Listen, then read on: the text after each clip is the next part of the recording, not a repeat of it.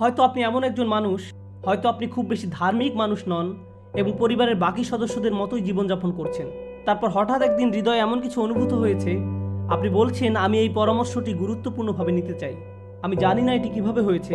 হয়তো আল্লাহ পাক এটি একটি ইউটিউব ভিডিওর মাধ্যমে করেছেন, নয়তো একজন বন্ধুর মাধ্যমে করেছেন, অথবা অন্য কোনোভাবে করেছেন।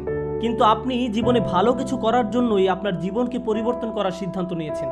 যখন আপনি আপনার জীবনের আচরণগুলো পরিবর্তন করতে শুরু করবেন, প্রথম যেই মানুষগুলো আপনার এই পরিবর্তনগুলো লক্ষ্য করবেন তারা হচ্ছেন আপনার নিজের পরিবার।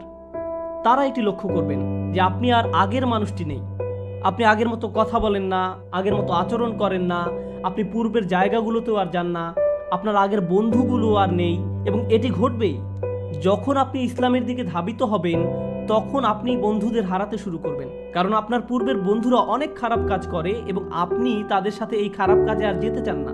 সুতরাং আপনাকে বন্ধু হারানোর এই ব্যাপারটা সহ্য করতে হবে। এই একই সময়ে আপনার পরিবারও বলবে যে আপনি কিছুটা অদ্ভুত আচরণ করছেন। যুবক ছেলেদের প্রতি তার পরিবারের সদস্যরা এটিও বলে থাকেন, তোমার মুখে এগুলো কি? তুমি কি শেভ করতে ভুলে গিয়েছো? তোমার হয়েছে কি? এবং যখন মেয়েরা হিজাব পরা শুরু করেন, তখন পরিবারের সদস্যরা আকস্মিক ধাক্কা খায়। আর মনে রাখুন, এটা একটা মুসলিম পরিবার। তারা আপনাকে মাথা থেকে জিনিসটা খুলে ফেলতে বলবেন। তারা বলবেন, তুমি কি বিয়ের অনুষ্ঠানে এভাবেই বোরকা পরে যেতে চাও? তুমি এভাবে গেলে আমি তোমার সাথে গাড়িতে বসতে পারবো না। তুমি আমাদেরকে কি মনে করো? হঠাৎ করে কি তুমি ইসলামের প্রধান মডেল হয়ে গেছো? কে মারা গিয়েছে আর তোমাকে শায়েখ বানিয়ে গিয়েছে? মনে আছে তুমি গত বছর কেমন ছিলে? তুমি আর সব পার্টি পশুগুলোর মতোই ছিলে। এখন তুমি নামাজ পড়তে যাবে? সত্যি আমরা জানি যে তুমি সত্যিকার ভাবে কিরকম ছিলে। অন্য কথায়, আপনি শুধু আপনার বন্ধুদেরকেই হারাবেন না, আপনি আপনার পরিবার থেকেই সবচেয়ে কুৎসিত ধরনের টিটকারি আর সমালোচনার শিকার হবেন। প্রতিটি মুহূর্তে, সব সময়, যখনই তারা সুযোগ পাবে তখনই তারা আপনাকে কিছু না কিছু বলবেই। তারা আপনার দাড়ি সম্পর্কে কিছু বলবে, তারা আপনার নামাজ পড়ার অভ্যাস সম্পর্কে কিছু বলবে, আপনার সন্তানদেরকে ইসলামিক স্কুলে ভর্তি করানোর ব্যাপারেও তারা কিছু বলবে, তারা আপনার ছেলে মেয়েদেরকে মক্তবে পাঠানোর ব্যাপারেও কিছু না কিছু বলবে। অথবা আপনি ফজর বা এশার নামাজের জন্য উঠবেন এবং মসজিদে যাবেন, তারা এই সম্পর্কেও কিছু বলবে। তারা আপনার জন্য কিছু কমেন্ট করবে। আর এই মন্তব্যগুলো যন্ত্রণাদায়ক, এইগুলো অনেক যন্ত্রণাদায়ক। আর এই পরিবর্তনগুলো যদি যুবকদের মধ্যে হয়ে থাকে, তখন তাদের বাবা মায়েরা বলেন, তুমি তোমার মুসলিম বন্ধুদের সাথে মেশা বন্ধ করে দাও, মসজিদে যেও না, তোমার সময় নষ্ট করো না। আল্লাহে, আমি এরকম গল্প জানি যখন বাবা তার ছেলের ব্যাপারটি ধরে ফেলেছে। তার ক্লাসগুলো 3 থেকে 4 ঘন্টা ব্যবধানে, ক্লাসের মধ্যবর্তী সময় সে জোহর নামাজ পড়তে যায় এবং সে লাইব্রেরিতে পড়ালেখা না করে মসজিদেই লেখাপড়া করে। কারণ লাইব্রেরিতে দেখার মতো অনেক কিছু রয়েছে আর মসজিদের পরিবেশ ভালো। তখন বাবা বলছে, তুমি একজন চরমপন্থীতে পরিণত হচ্ছ। খেয়াল করুন, বাবার চোখে এখানে কোন ব্যাপারটি চরমপন্থা? ছেলেটি মসজিদে গিয়ে নামাজ পড়ছে, এটি তার জন্য চরমপন্থা। সুবহানাল্লাহ, মুসলিমরা নিজেরাই এমন আচরণ করছে। আপনারা কি মনে করেন অমুসলিমরা ইসলামের প্রতি বিমুখ? কখনো দেখেছেন মুসলিম পরিবারের লোকজন নিজ সদস্যদের সাথে কি আচরণ করে? বাবা মায়েরা তাদের সন্তানদের সাথে কি করেন?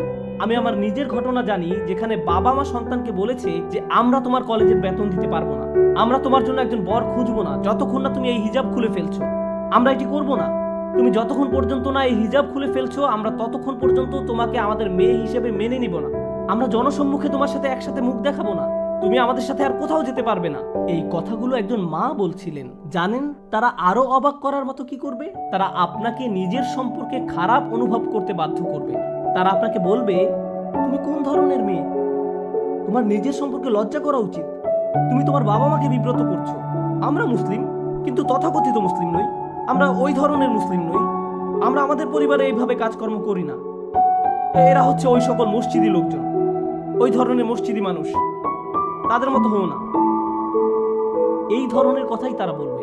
এখানে মজার বিষয় হলো, আপনি যদি আগের দিনে আপনার দাদা দাদির ছবি দেখেন, তাহলে দেখবেন বৃদ্ধ দাদার অনেক সুন্দর দাড়ি ছিল। আপনি আপনার দাদির ছবি দেখতে পারছেন না ক্ষমতার কারণে। সুতরাং কে পরিবারের জন্য গর্বের এবং কে পরিবারের জন্য বিব্রতকর? দুঃখজনক ব্যাপার হলো, এগুলোই এই সময়কার মুসলিম পরিবার এবং আপনি এই সবের মধ্যেই রয়েছেন।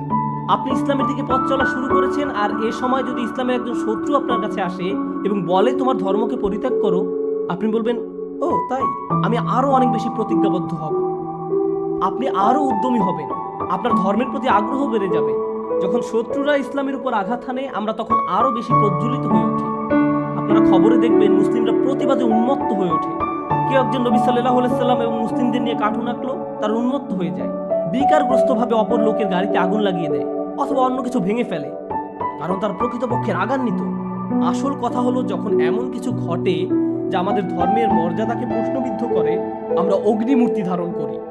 কিন্তু যখন আপনার নিজ পরিবারের লোকজন এসে বলে, দেখো আমি তোমাকে ভালোবাসি, আমি তোমার সম্পর্কে উদ্বিগ্ন, আমি তোমাকে এরকম হতে দিতে চাই না, এটি ওই ধরনের লোকদের কাজ যারা কলেজ হতে বেরিয়ে আসে, যাদের চাকরি নেই, যারা দুর্দশাগ্রস্ত জীবনযাপন করে। আমি তোমাকে এসব চরমপন্থা অবলম্বন করতে দিতে পারি না।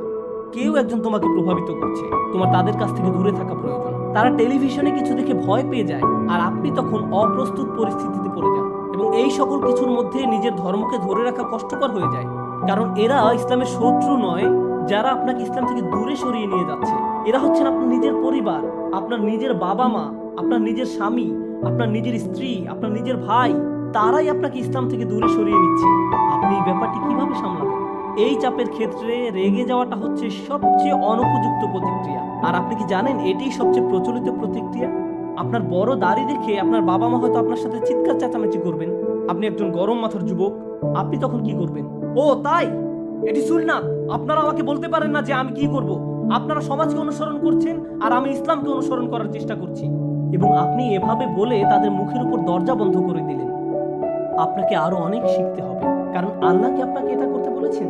নিজের বাবা মায়ের মুখের উপর দরজা বন্ধ করে দেয়া, তাদের সাথে চিৎকার চেঁচামেচি করা? তারা তো শুধু আপনার দাড়ি নিয়ে আপত্তি করেছেন। আর ইব্রাহিম আলাইহিস সালামের পিতা ইব্রাহিম আলাইহিস সালামকে কি করতে বলেছিলেন? তিনি কি ছোট কোনো ব্যাপার নিয়ে কথা বলেছিলেন, নাকি বড় কোনো বিষয় নিয়ে কথা বলেছিলেন? তার পিতা বলেছিলেন, যাও মূর্তিগুলোকে সিজদা করো। আর এতে তিনি কি ধৈর্যহারা হয়েছিলেন? তিনি কি রাগান্বিত হয়েছিলেন? না, হননি। আমাদেরকে শিখতে হবে যে আমরা আমাদের বাবা মায়ের সাথে কিরকম ব্যবহার করব। এমনকি যখন তারা আমাদের দিন থেকে সরে আসতে বলবেন, তখনও। তারা মুসলিম হোক অথবা অমুসলিম হোক, এটি কোনো ব্যাপার না। আল্লাহ আজ্জা ওয়া জাল্লা বলছেন, যদি তারা তোমাকে এমন বিষয় অনুসরণ করতে পিড়াপিড়ি করে যার জ্ঞান তাদের নেই, সেই বিষয় তাদের অনুসরণ করো না। এমনকি এই সময়ও তাদের সাথে সহযোগিতা করো সবচেয়ে ভালো আচরণের মাধ্যমে। তাদেরকে মান্য করা আলাদা, আর তাদেরকে সম্মান করা আলাদা ব্যাপার।